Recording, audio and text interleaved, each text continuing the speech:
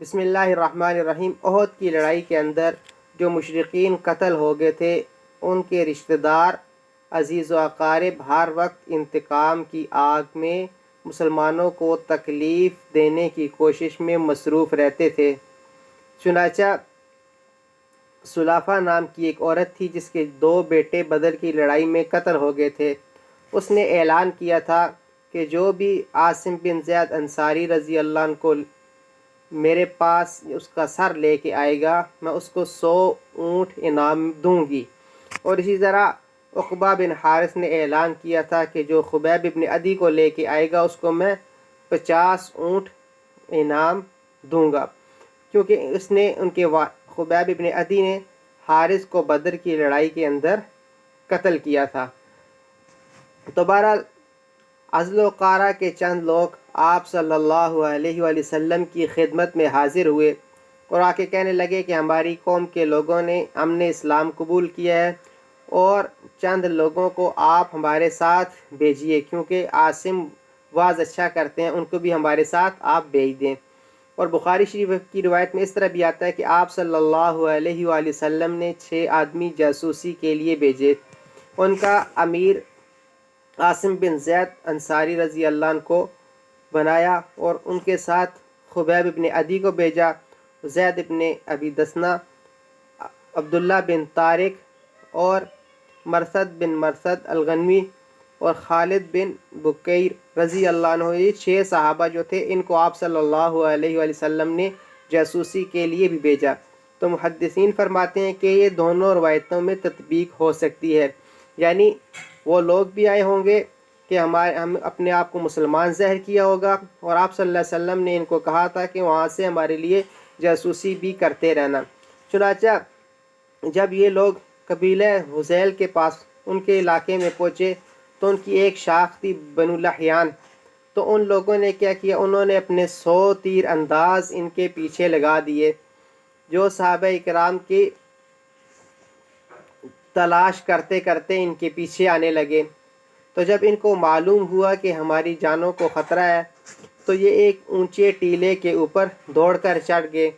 تو ان 100 تیر اندازوں نے ان کو، بعض روایات میں اس طرح آتا ہے کہ وہ شخص 200 تھے، تو انہوں نے ان کے جو ٹیلے کے اوپر یہ چڑھے ہوئے تھے اونچی مقام کے اوپر، تو ان کو چاروں طرف سے گھیر لیا اور انہوں نے کہا کہ ہمارا تمہیں قتل کرنے کا کوئی بھی ارادہ نہیں ہے، تم ہماری امان میں آ جاؤ، ہم تمہیں قتل نہیں کریں گے۔ لیکن جو امیر تھے عاصم بن زید، انہوں نے کہا کہ میں کسی بھی کافر کی امان میں اپنے آپ کو دینا پسند نہیں کروں گا۔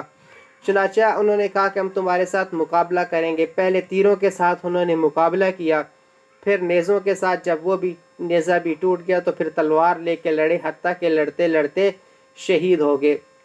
اور ان کے ساتھ دونوں ساتھی جو تھے وہ بھی شہید ہو گئے، خالد بن بکیر بھی اور مرثد بن مرثد۔ یہ 3 افراد جو تھے شہید ہو گئے اور 3 افراد باقی رہ گئے۔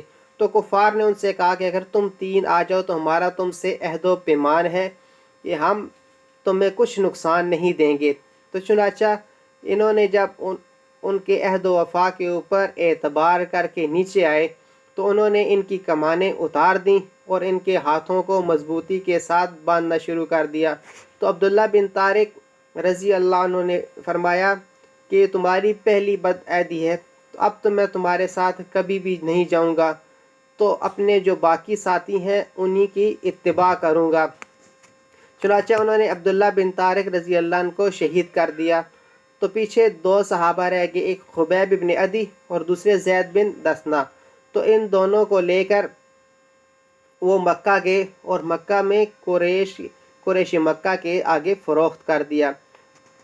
عقبہ بن حارث نے خبیب بن عدی کو خرید لیا، کیونکہ جو حارث تھا اس کو حضرت خبیب بن عدی نے بدر کی لڑائی میں قتل کیا تھا۔ انہوں نے کہا تھا کہ ہم انتقاماً اس کو قتل کریں گے کیونکہ اس نے ہمارے والد کو قتل کیا ہے۔ اور زید بن دسنہ جو تھے ان کو امیہ کے بیٹے نے صفوان نے خریدا، اس وجہ سے کہ امیہ کو انہوں نے آپ صلی اللہ علیہ وآلہ وسلم کے حکم سے قتل کیا تھا، تو وہ اپنے باپ کا انتقام لینا چاہتا تھا۔ چنانچہ حضرت خبیب رضی اللہ عنہ کو قید میں رکھا گیا، اور جو صفوان بن امیہ تھا اس نے کہا کہ زید کو لے جاؤ اور مکہ کے چوک میں جا کے اس کو پھانسی دے جو۔ تو چنانچہ جب تنعیم کے مقام کے اوپر لے کے گئے تو اس نے اپنے غلام کو بھیجا، تو اس غلام نے جا کے باقی لوگوں کے سامنے ان کو شہید کیا۔ جب وہ ان کو شہید کرنے لگے تو ابو سفیان بھی اس موقع پر موجود تھا، تو اس نے کہا کہ کیا زید تم پسند کرتے ہو کہ تمہاری جگہ حضور اقدس صلی اللہ علیہ وآلہ وسلم کو شہید کر دیا جائے، ان کا گلا کاٹ دیا جائے اور تم اپنے گھر میں رہو؟ تو انہوں نے کہا کہ اللہ کی قسم میں تو اس بات کو بھی نہیں پسند کرتا کہ آپ صلی اللہ علیہ وآلہ وسلم کو ایک کانٹا چبھے، اور میں اپنے گھر میں آرام سے بیٹھا ہوں۔ تو ابو سفیان نے کہا کہ اللہ کی قسم محمد صلی اللہ علیہ وآلہ وسلم کے ساتھیوں سے بڑھ کر کسی کو ایسا نہیں پایا جو حضور اقدس صلی اللہ علیہ وآلہ وسلم کے ساتھ محبت کرنے والے ہوں۔ چنانچہ خبیب بن عدی کو قید کر دیا گیا اور حضرت زید بن دسنہ کو شہید کر دیا گیا۔ تو کچھ دن خبیب بن عدی قید میں رہے۔ جب ان کو شہید کرنے لگے، کیونکہ انہوں نے زنجیروں کے اندر جکڑا ہوا تھا، تو انہوں نے کہا کہ اب مجھے معلوم ہو گیا ہے کہ میری موت کا وقت قریب ہے۔ تو انہوں نے حارث کی ایک بیٹی تھی، اس کو کہا کہ مجھے اسرا دو، میں اپنے جسم سے بالوں کو صاف کرنا چاہتا ہوں کیونکہ میں اللہ تعالیٰ سے ملاقات میں نے کرنی ہے۔ تو وہ کہتی ہے کہ اللہ کی قسم میں نے خبیب سے بڑھ کر اچھا قیدی کوئی بھی نہیں دیکھا۔ وہ ایک دن میں نے ان کو دیکھا کہ انسان کے سر کے برابر انگور کا خوشہ لیے ہوئے کھا رہے تھے، حالانکہ اس وقت مکہ کے اندر کھجور موجود نہیں تھا۔ تو یہ اللہ تعالیٰ کی طرف سے ایک رزق تھا جو اللہ تعالیٰ نے ان کو دیا۔ وہ کہتی ہے جب میں نے ان کو اس طرح دیا تو ایک ہمارے گھر کا بچہ چلا گیا ان کے پاس، تو انہوں نے اس بچے کو اپنی گود میں اپنی ران کے اوپر بٹھا لیا۔ تو میں ڈر گئی کہ شاید اس کو بچے کو کوئی نقصان نہ پہنچائے، تو میرے ارادے اور میری بات کو بھانپ گئے۔ تو انہوں نے فوراً فرمایا کیا تم ڈرتی ہو کہ میں اس بچے کو قتل کر دوں گا؟ اللہ کی قسم میں تو ایسا کرنے والا نہیں ہوں۔ چنانچہ پھر ان کو لے کے گئے، اور جب ان کو پھانسی دینے لگے، ان کو شہید کرنے لگے، تو اس سے پہلے انہوں نے تیر اندازوں کو کھڑا کیا، اور بعض روایات میں اس طرح آتا ہے کہ 40 نیزے لیے پکڑے تھے جو ان کے اوپر ٹوٹ پڑے۔ اور حضرت عمر رضی اللہ سور من حیات صحابہ میں ایک قصہ لکھا ہوا ہے کہ حضرت عمر رضی اللہ عنہ کے دور کے ایک عامل تھے، ان کا نام تھا سعید، وہ اکثر بے ہوش ہو جایا کرتے تھے۔ تو لوگوں نے حضرت عمر رضی اللہ عنہ سے ان کی شکایت کی کہ یہ اکثر بے ہوش بھی ہو جاتے ہیں، تو اس کی کیا وجہ ہے؟ تو انہوں نے کہا کہ میں نے خبیب بن عدی رضی اللہ عنہ کا مقتل دیکھا ہے کہ جب ان کو شہید کرنے لگے تو لوگ ان کے جسم سے گوشت کو کاٹ رہے تھے، تو میں جب اللہ کے سامنے قیامت کے دن پیش ہوں گا تو اللہ مجھ سے یہ سوال کرے گا کہ تو نے اس کی مدد کیوں نہیں کی، حالانکہ اس وقت مسلمان نہیں ہوئے تھے۔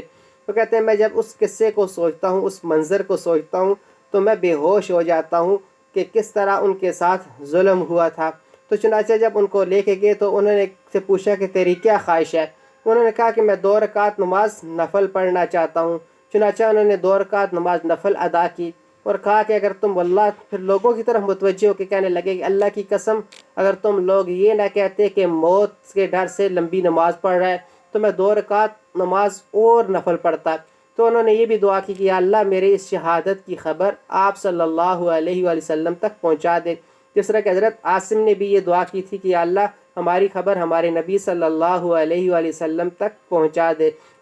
تو چنانچہ کفار نے حضرت عاصم کی لاش کے پاس بھی انتظار کیا تھا کہ کیا کریں، ہم ان کا سر کاٹیں۔ جب وہ شہید ہو گئے تو اللہ تعالیٰ نے مکھیوں کو، بشہد کی مکھیوں کو بھیج دیا تھا جو اس کی لاش کی حفاظت کرتے رہیں۔